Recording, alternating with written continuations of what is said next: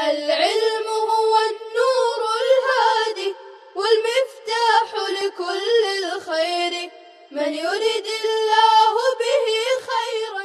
الحمد لله رب العالمين والصلاة والسلام على سيد المرسلين وعلى آله وصحبه أجمعين. أما بعد، بسم الله الرحمن الرحيم. قال القدوري رحمه الله تعالى: وضربة القانص وهو ما يخرج من الصيد بضرب الشبكة مرة لأنه مجهول ولأن فيه غررا. قال: وبيع المزابنة وهو بيع الثمر على النخيل بتمر مجزوز مثل كيله خرصا، لأنه عليه الصلاة والسلام نهى عن المزابنة والمحاقلة. فالمزابنة ما ذكرنا، والمحاقلة بيع الحنطة في سنبلها بحنطة مثل كيلها خرصا، ولأنه باع مكيلا بمكيل من جنسه فلا تجوز بطريق الخرص، كما إذا كان موضوعين على الأرض، وكذا العنب بالزبيب على هذا. وقال الشافعي رحمه الله تعالى: يجوز فيما دون 5 أوسق، لأنه عليه الصلاة والسلام نهى عن المزابنة ورخص في العرايا، وهو أن يباع بخرصها تمرا فيما دون 5 أوسق. قلنا: العتية لغة، وتأويله أن يبيع المعرى له ما على النخيل من المعري بتمر مجزوز، وهو بيع مجازا لأنه لم يملكه فيكون برا مبتدأ. طلبہ عزیز، یہ آج کے درس کی عبارت ہے. آئیے پہلے ہم عبارت کا ترجمہ سمجھتے ہیں. علامہ قدوری رحمۃ اللہ علیہ نے فرمایا: اور ضربۃ القانص کی بیع جائز نہیں ہے. ضربۃ القانص وہ جانور جو ایک مرتبہ جال مارنے سے حاصل ہوں، کیونکہ مبیع مجہول ہے اور اس لیے کہ اس میں دھوکہ ہے. اور بیع مزابنہ جائز نہیں ہے. اور مزابنہ کھجور کے درخت پر موجود پھلوں کا بیچنا ٹوٹے ہوئے چھواروں کے عوض اندازے سے ان کے کیل کے مثل، کیونکہ رسول اللہ صلی اللہ علیہ وسلم نے بیع مزابنہ اور محاقلہ سے منع فرمایا ہے. پس مزابنہ تو وہ ہیں جس کو ہم نے ذکر کیا ہے، اور محاقلہ گندم کا اس کی بالیوں میں اندازے سے ایسے گندم کے عوض بیچنا جو اس کے کیل کے مانند ہو، اور اس لیے کہ اس نے کیلی چیز کو اسی کی جنس کے عوض فروخت کیا ہے، پس یہ اٹکل سے جائز نہیں ہے. جیسے اگر دونوں جنس زمین پر ڈھیر ہوں، اسی طرح تر انگور کا خشک انگور کے عوض اس طور پر بیچنا. اور حضرت امام شافعی رحمت اللہ علیہ نے فرمایا کہ 5 وسق سے کم میں جائز ہے، کیونکہ حضور صلی اللہ علیہ وسلم نے مزابنہ سے منع فرمایا ہے اور عرایا کی اجازت دی ہے، اور وہ یہ ہیں کہ 5 وسق سے کم درخت پر لگے چھواروں کو اٹکل سے توڑے ہوئے چھواروں کے عوض فروخت کرے۔ ہم کہتے ہیں کہ عریہ لغت میں بمعنی عطیہ ہیں، اور اس حدیث کی تعویل یہ ہے کہ جس کو عطیہ دیا گیا ہے وہ درخت کے چھوارے عطیہ دینے والے کے ہاتھ توڑے ہوئے چھواروں کے عوض فروخت کرے، اور یہ مجازن بیع ہے، کیونکہ جس کو عطیہ ملا تھا وہ ابھی ان پھلوں کا مالک نہیں ہوا، تو توڑے ہوئے پھل دے دینا جدید احسان ہے۔ طلبہ عزیز، یہ آج کے درس کی عبارت اور اس کا ترجمہ ہوا۔ آئیے عبارت میں موجود مسائل کو سمجھتے ہیں۔ علامہ قدوری رحمت اللہ علیہ نے فرمایا کہ ضربۃ القانص کی بیع جائز نہیں ہے۔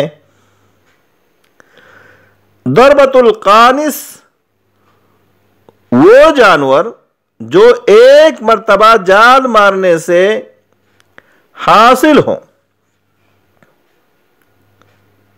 ایک مرتبہ جال مارنے سے جو جانور حاصل ہو اسے کہتے ہیں ضربۃ القانص، اور ضربۃ القانص کی بیع اس لیے ناجائز ہے کہ اس صورت میں مبیع مجہول ہوتی ہے، معلوم نہیں جال میں کتنے پرندے پھنسیں گے، اور یہ بھی ممکن ہے، یہ بھی ہو سکتا ہے کہ کوئی پرندہ نہ پھنسے۔ دوسری دلیل یہ ہے کہ اس بیع میں دھوکہ ہے، کیونکہ ہو سکتا ہے، یہ ممکن ہے کہ جال میں شکار کے بجائے سانپ، بچھو اور دیگر جانور پھنس جائے۔ دوسرا مسئلہ، علامہ قدوری رحمت اللہ علیہ فرماتے ہیں بیع مزابنہ جائز نہیں ہے۔ بیع مزابنہ کی صورت کیا ہے؟ بیع مزابنہ کی صورت یہ ہے کہ کھجور کے درخت پر لگی ہوئی کھجوریں توڑی ہوئی کھجوروں کے عوض اس طور پر فروخت کی جائے کہ ٹوٹی ہوئی کھجوروں کو کیل کیا یا وزن کیا، ان کھجوروں کا اندازہ کر کے جو درخت پر لگی ہوئی ہیں۔ مثال کے طور پر یہ اندازہ کیا کہ درخت پر لگی ہوئی کھجوریں 5 من ہیں، پس عاقد آخر سے ان کے عوض 5 من ٹوٹی ہوئی کھجوریں وزن کر کے لے لی۔ یہ ہے بیع مزابنہ۔ اور بیع محاقلہ یہ ہے کہ بالیوں میں گندم فروخت کیا، صاف اور بالیوں سے نکلے ہوئے گندم کے عوض، اس طور پر کہ بالیوں کے گندم کا اندازہ کر کے صاف گندم کا وزن یا کیل کر کے لے لیا۔ مثال کے طور پر یہ اندازہ کیا کہ بالیوں میں 5 من گندم ہے، پس عاقد آخر سے اس کے عوض 5 من گندم وزن کر کے لے لیا۔ مسئلہ یہ ہے کہ بیع مزابنہ اور بیع محاقلہ ناجائز ہے۔ حضرت امام شافعی رحمت اللہ علیہ نے 5 وسق سے کم میں مزابنہ اور محاقلہ کو جائز قرار دیا ہے، اور 5 وسق سے زائد میں ناجائز فرمایا ہے۔ اور 5 وسق میں 2 قول ہیں، ایک جواز کا، دوسرے عدم جواز کا۔ ہماری دلیل یہ ہے کہ بیع مزابنہ اور محاقلہ زمانہ جاہلیت کی بیوع ہے، رسول اکرم صلی اللہ علیہ وسلم نے ان دونوں سے منع فرمایا ہے۔ چنانچہ صحیحین میں حدیث جابر رضی اللہ تعالی عنہ موجود ہے، نہا رسول اللہ صلی اللہ علیہ وسلم عن المزابنۃ والمحاقلۃ۔ دوسری دلیل یہ ہے کہ بیع مزابنہ اور محاقلہ دونوں میں اتحاد جنس بھی ہے اور اتحاد قدر بھی ہے، اور آپ کو معلوم ہے کہ اتحاد جنس اور اتحاد قدر کی صورت میں اٹکل اور اندازے سے خرید و فروخت کرنا جائز نہیں ہوتا ہے، کیونکہ اندازے سے خرید و فروخت کرنے میں شبہۃ الربا ہے، اور شبہۃ الربا اسی طرح سے حرام ہے جیسے حقیقت ربا حرام ہے، اس لیے یہ بیوع جائز نہیں ہوں گی۔ جیسا کہ کھجورے یا گندم زمین پر رکھے ہوں، درخت پر یا بالیوں میں نہ ہوں، تو اندازے سے خرید و فروخت جائز نہیں ہے۔